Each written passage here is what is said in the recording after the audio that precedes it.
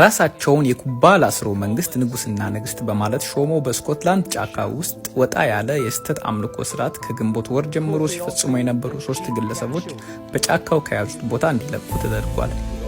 እኔ የተመረጥኩ ንጉስ ነኝ፣ ከአራቱም የዓለም ጥጎች ሰዎች ሊሰግዱልኝ ይመጣሉ የሚለው የ36 ዓመት ጋናዊ ሰው ሲሆን ራሷን ንግስት አድርጋ ያሾመችው ሚስቱ የ43 ዓመት እድሜ ያላት አሜሪካዊት ናት።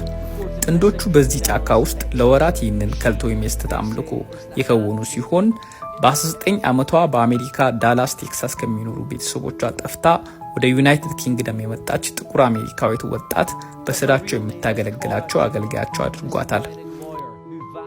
እነዚህ ግለሰቦች ቦታውን ለቆ እንዲወጡ ከዚህ በፊት በፖሊስ ቢነገራቸውም ከ400 ዓመት በፊት ከቅድመ አያቶቻችን በኃይል የተቀማነው የራሳችን ይዞታ ነው በማለት እምቢተኝነታቸውን ገልጾ ነበር። የጠፋችውን ልጇን በሶሻል ሚዲያ ፎቶ የተመለከተች አሜሪካዊት እናትም ሰዎቹ ልጄን በማታለልና አእምሯን በመቆጣጠር አገልጋያቸው እንድትሆን አድርጓታል። ይህም ፍጹም ስህተት ነው፣ መንግስት የሚያስፈልገውን ሁሉ አድርጎ ልጅን መመለስ አለበት ስትል፣ ልጇ ደግሞ በማንም ተገድጄ አይደለም፣ በህልሜ ከብዙ ጊዜያት በፊት ተገናኝቻቸው ነው አሁን እዚህ የተገኘሁት፣ ከምድረ አሜሪካም ወደዚህ የመጣሁት በመለኮታዊ ሁኔታ ነው ብላለች።